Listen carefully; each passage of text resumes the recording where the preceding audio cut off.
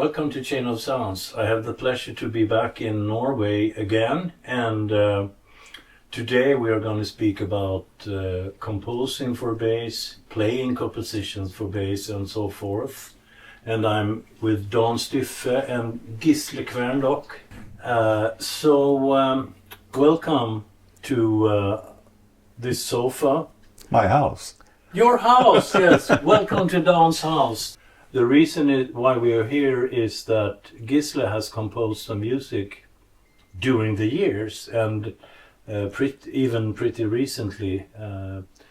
So where did your relation start? 15, 20 years ago, maybe? Or more? More? Maybe, yeah. Could be. Well, I have known you since you have been the principal bass player in the Oslo Philharmonic Orchestra, and I have written several pieces for that orchestra. Yeah. So I think that's where we met initially, I think. And then I wrote for you, maybe 20 years ago or something. I heard some chamber music and some solo pieces of his, and I wanted something written for bass and for me. Mm. So initially I asked him to write a duo for me and my ex-wife, flutist, so bass and flute duo. And he did. And fantastic piece, but complicated. Yeah. Okay. Was it technically, or were you really aware of that you will put him on the stand really hard? No, I think I was much younger then, and when you are a young composer, you want to impress people, and usually that results in very difficult music. Okay. But I remember when I wrote the piece for Dan and Anne, the flutist, I had written several theater music. That's also an interesting connection, because that's our latest collaboration also started as a theater piece. But at that time I had written music for A Midsummer Night's Dream and As You Like It, both Shakespeare. And so I was very inspired by that world of Shakespeare. And so the piece that I wrote for Dan and Anne was called Whither Wander You, and it's the first scene with Puck, you know, that little elf or whatever you can call it, in this fairy tale piece, and there is this spirit who comes flying through the air and asks where Puck is going, where he is flying. And I thought that scene in Shakespeare was very interesting and had something very fast, very fast moving, very airy, kind of a lot of energy, but kind of an air energy. So that's why that piece also resulted in very high pitched, writing for the bass. So it's very kind of, airy and fast movements. It was very interesting because he wrote very low for the flute and very high for the bass. Okay. And you really couldn't hear that it was sort of moving in and out of the same register and the same colors. So often you really couldn't hear what was what, but it was sort of moving atmospherically in and out. But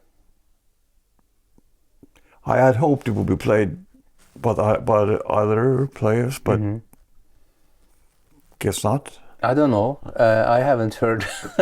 No, I haven't either. But you've done it several times, and you also did a very, very good recording of it in one of your we did play it very often, albums. Quite often, as long as Anne was alive. Mm-hmm. And when we had it in, we really could just pick it up and play it without really anything, and it worked fantastically. Yeah. When he also wrote now some theater music for me and an actress, And I had expected something like the same up there, but completely different. Yes. Melodic, slow, singing. And now you're speaking about Dreams of Stone by Nobel Prize winner Jon Fosse. Yes, that was that originated. It is an actress, Eline Vendelbo, who asked me to write music for her performance or her play, solo play, and she had engaged Dan in that. So it's for one actress talking and singing a little bit, and then solo bass. So and she used text by Jon Fosse, which was called "Drømt i stein," dreamed in stone, and it was just beautiful prose text about dreams and all these kind of images of stone and everything. And so the piece was actually small solo pieces for Dan in between the text by Jon Fosse, and then it ended with a little bit of singing with bass accompanied the singer. So and then after that Dan asked me to make this into a solo piece, a suite, and I said yes, of course. And then I had so much to do, and then it took a while, and then in this summer you wrote to me and said I have the opportunity to record it now, so can you do it? And I said of course I can do it. So I did it this summer, and so that was very nice, a nice thing to do, and I think that the music was very influenced, of course it was, by these texts, and also I wanted the bass to sing much more. Did you get affected in the compositions by the lyrics, by the text? Absolutely. I mean, dreams are transient, and stone is permanent. Yeah. It's like, did you ever think in terms of that materialization of it? Absolutely. Yeah. And Jon Fosse's texts are also very, very lyrical, very. It's like reading poems, So and has also a lot of images that I can easily translate into music. But the music really works very well, both in as part of the text, but also as a solo piece. So did you rework it, like recycle the music for? Did you make a lot of changes? Not so much. From the play? No? Not so much, but I some of it were just fragments. So I put things together and I tried to make a more clear form, a more clear structure, because it should function without the text. Yeah. So I haven't really written so much new things. A little bit, but not much. But I just try to concentrate to make each movement like a musical whole, Were you aware of that Dan was going to use this huge old instrument? No, I wasn't. Okay. I wasn't. I didn't really know much about what kind of instrument you had, but I knew it was a good instrument. Oh, of course. Yeah. So. How did you cooperate? How did you work together when you were? I was mostly presented with the result. Yeah. But it was written in a way that I didn't really need to. We didn't really need to change or work on it, or it was finished and worked as it did. We were here, I remember, working through the whole thing when I was almost finished, I think, with Eline, the actress. And so, but now I can't remember exactly how much, if I did any changes, but I think that you gave me some input, of course, when we worked through it. Yeah. We can mention also that Dan has recorded it on the string virtuoso channel, and the music is available there. I was thinking, has Jon Fosse heard the music? No, I don't think so. He doesn't really want to go to the performances of his plays. So I think yeah. Eline has sort of sent things to him, Yeah, but yeah. he's not a person that gives feedback so much. No, He's a more laid back kind of. Yeah. Yeah. Okay. I met him. When was it? Last year or something? Just right after the Nobel Peace Prize at an X-ray institute where we both were having an appointment. And I knew him from before because I worked with him many years ago, 30 years ago or something. Yeah. So, and that was very nice. I have worked with several with the literature of several authors, and I sense always that when you take a book or something and turn it into a play or a musical or an opera or something, that the original author just says, I don't want to have anything to do with it because it turns out to be a new piece of art. Yeah. And I think that's actually a very wise decision, that, you know, I wrote the book, that's it, and you can take it, you know, a step further and make something new out of it. I should also say that the duo for bass and flute I also recorded that's on a CD, which is very interesting. That it's there documented. We'll make some notes about that in Good. the texts. Good. Definitely. Do you mind telling us a little bit about yourself and your start as a composer, and then we'll automatically continue.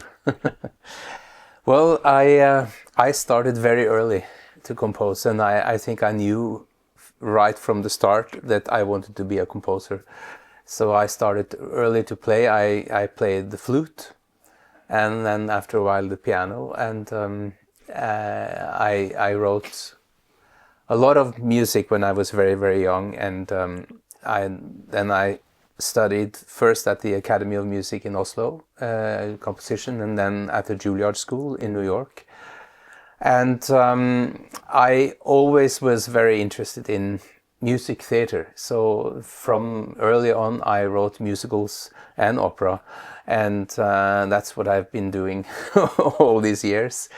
But I really like to do different things, and I love to collaborate with musicians and singers. So I have written a lot of orchestra music. I love to orchestrate and write for orchestra, but also a lot of chamber music, church music, vocal music, film music. So I really like to be do a lot of things and have in a way a variety of works. So how do you approach composing for solo instruments? Do you have like a secret stash of phrases or that you go back to, or are you said you're very intuitive? Yes, I think that when I started very early, I studied with an old violinist. He taught me counterpoint and harmony, and he had been the concertmaster of the Oslo Philharmonic for many years, and he was in a way very conservative. So that was my start. Then I came to the Academy of Music, where everything should be very modern, and it was kind of people didn't want to write for the instruments the way the instrumentalists had studied. So if you wrote traditionally, that was not good. So you had to invent a lot of new techniques and things like that. Okay. So I tried that, but I more and more when I come getting older, I think that it is nice to write for the instrument the way that instrument sounds, you know, and to take seriously the way this instrument works, and the you know, how the properties, how this sounds as a unique instrument. So when I write for a particular instrument, I really study, you know, how it is with the bass, with the violin, of course, the strings, the positions, trying to make it, you know, as well as it can be for the instrument. So and not write things that are impossible to play. So and also I listen a lot to the instrument and try to find, you know, exactly how you know this should sound, and yeah, the character of the You have piece. a very melodic sense.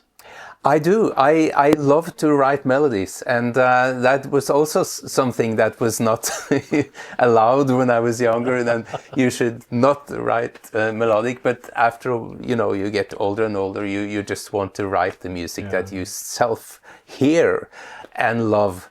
And I have realized that there are a lot of things, the modern techniques and things like that I don't really hear. I can't. So I have to write the music that is right for me. And that is melodic. That is absolutely, I love to write melodies. And I think that also every instrument, you know, if it is a bass or an accordion or whatever, are melodic instruments. So you have to see if that can, you know, apply to my music. Is that one of the reasons that you have been leaning more and more to operas and musicals and stuff? Yes, I think so. Absolutely. And while I maybe was writing more modernistic when I was younger, I always wrote musicals in different styles, jazz, pop, everything, and I wrote melodies all the time. So so I think now my music is more I don't write so many different styles anymore. It's one style, and that's me. Okay. And I think that's more melodic, and also what I do is that I write very intuitively. So I kind of just find an idea and try to follow that, and mostly then that has some melody. Yeah, and you are going to the States within a couple of days. Yes. And the reason is? Well, I have a new music theater project with my one of my collaborator, Øystein Vik. We have written musicals and operas together for almost 30 years, and we are working on a project based on Babette's Feast by Karen Blixen, and 5 songs have been commissioned by what is called New York Opera Society. So we are going to have a world premiere in Washington on November 10th. Hats off. Yes, so we'll see. Let's stay in the States for a while. You studied at Juilliard. Yes, I did. Yes. Yeah, that was great. That was how come you just decided to? Did you take your master at Juilliard, or? Well, I took 1 year. It wasn't a full master, but it was what they then called advanced certificate. If I wanted to take my master's degree there, I had to then stay there 2 more years. But I came back to Norway after that. But so I was there a year. I wanted to go there because I was trying to find, after I had my bachelor's degree here in Norway, I was thinking, where do I want to go and with whom do I want to study? And I didn't really know exactly which composers that really, really inspired me. But then I discovered John Corigliano, which is a fantastic composer, and I listened to his clarinet concerto, his flute concerto, his film music, and I just felt that he was just a really, really inspiring composer. So I went to visit him, And he said, if you want to study with me, you have to apply for the Juilliard School right now. So I was unprepared. Okay. That was in May in 1991. And I, just a few days later, I went to the audition. I was totally unprepared, and it was a horrible experience, but I was accepted. And so I studied with him, and also David Diamond, who was a much older composer.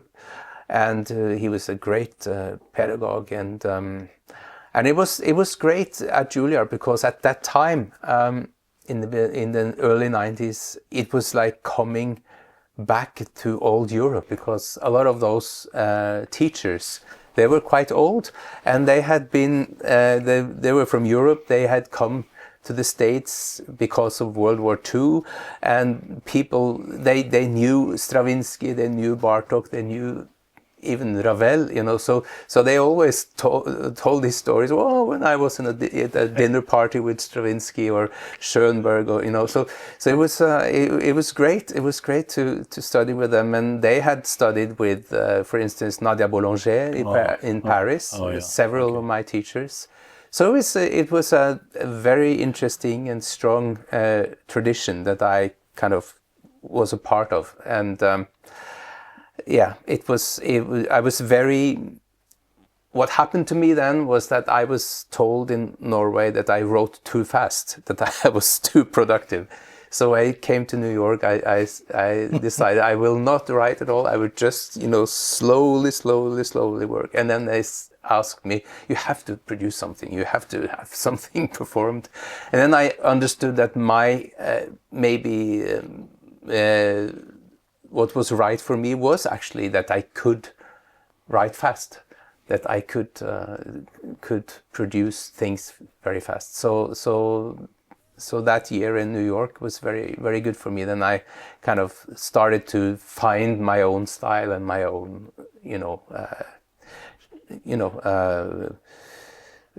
character. Yeah. In a way. Yeah. So, which was your first piece that you wrote on Juilliard? Do you remember? I wrote. I started to write a violin concerto, which actually ended up just being the first movement, and I called it Initiation, and I wrote it for a fellow student in Oslo, and Peter Herresdal, a great violinist, a very good friend of mine. So he performed that when I came back to Oslo again. And then I wrote an orchestra piece. That was actually, I won the Juilliard Composers Competition. So they performed it there at the Juilliard Orchestra, which was great in Alice Tully Hall. So that's impressive. So that was very nice. Yeah. So I wrote two. And still you didn't stay there. No, I don't know why. I just wanted to go back to Oslo and continue here. But it was very much back and forth. But I had all my family here, and so I went back. Yeah, and what is interesting is that in Norway we have all these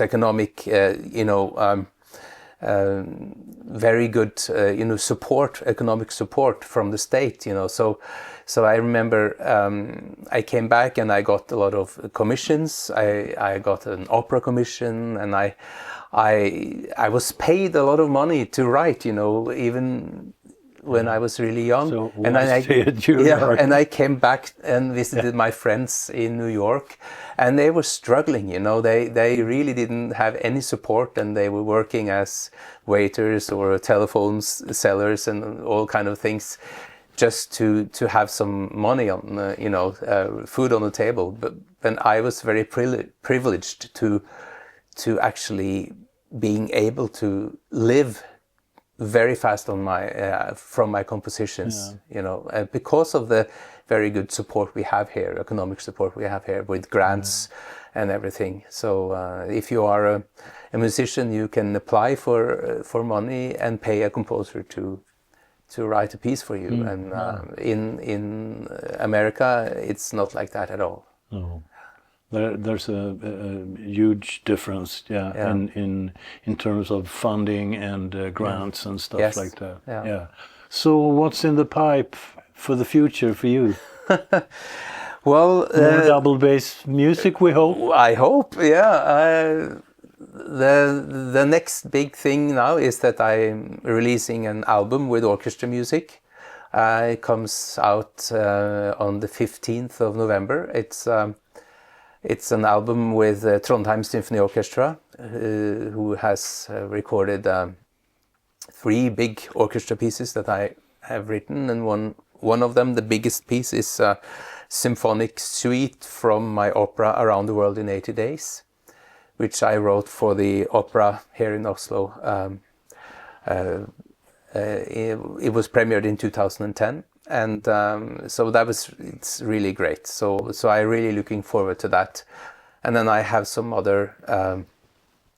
I'm writing for flute choir now. A lot of flutes for a big flute festival here in Norway, and I'm going to do a piece for wind orchestra. Yeah. Do you have the gift? I would probably call it a gift. You have a gift of hearing what you write. Yeah, I do. I never composed by the piano.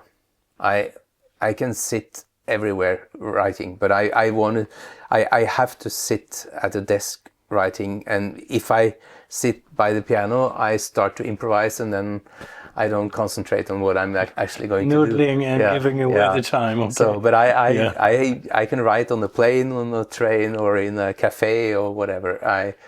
I grew up in a large family with a lot of noise, so I kind of have the ability to concentrate even if there are a lot of noise around. Lock in Yeah. focus. Yes. Okay. Yeah. So, but I have to sit down with a pencil and a paper, and that's it. Yeah. Yeah. So maybe we should do a fundraiser for Gisle to compose more double bass music. You know, That would be nice. Yes. I know there are some great composers of double bass around, and we will get back to them as well. No, one of the last pieces I wrote was for 5 strings, and it was a piece written to some sculptures. It's a sculpture pavilion in Sandefjord here in Norway. A fantastic artist called Knut Steen, marble sculptures, and so I wrote 8 pieces for different sculptures, and it was for a string quintet, but with different kind of combinations. And one of these pieces is a bass solo piece. Ah. It's called Tramontana, and that is the north wind of North Italy. It was not written for me. No, that's the drawback. Yes. That's the drawback. Yeah. What has influenced you writing? What are your influences? You mean composers, music? Yeah. Yeah. Well, it's so much, but I have always had a very big love for romantic, late romantic music. So I have all the time listened to a lot of operas like Richard Strauss, Wagner, things like that, Puccini. So I love the big feelings, big emotions, and I listen to a lot of orchestra music like Mahler, Shostakovich, Prokofiev, things like that. I think that's wonderful. One of my favorite composers of the modern era is Ligeti, for instance. And then I listen because I've also written a lot of musicals, so I listen to that as well. So one of my favorite composers is, of course, Stephen Sondheim, which was a great composer, and John Kander, who is still alive. He wrote musicals like Cabaret and Chicago and a lot of wonderful things. There is a lot of things, but I have never listened very much to pop music. I always started, when I was very young, I started to listen to classical music. So that's my main thing. Yeah. So, Gisle, thank you for coming by. Thank you. It was a great pleasure meeting you, and it was a nice occasion to do this get together here in Dan's house again. Maybe we should do this once a year at least. So, thank you. Thank Nice you to so see much. you. Thank you.